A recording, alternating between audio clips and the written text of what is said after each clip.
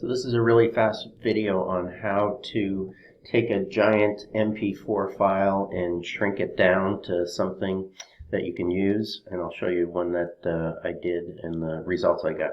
But go to Handbrake, so just Google Handbrake for Windows or Mac, whatever one you're doing, and download that. It's free, and then you're going to open it up after it downloads, and this is the screen that you're going to get.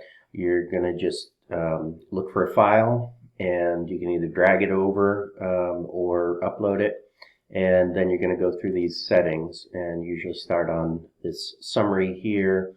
I didn't touch anything. I didn't change the aspect ratio. I didn't touch anything on this.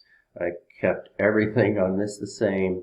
I left it in H.264. I left it at 30 frame rate. I put this to about 22, 23. That's the constant quality. I didn't touch, these are already selected. I didn't touch that. I did make it a little bit, I changed this a little bit to medium versus fast. I'm not sure exactly what that does, but I didn't touch the audio, I didn't touch subtitles, I didn't touch anything. So after that, you just go ahead and click Start Encode. Just make sure you know where your file's going to go. And I'll show you super fast if I can find it, that file change.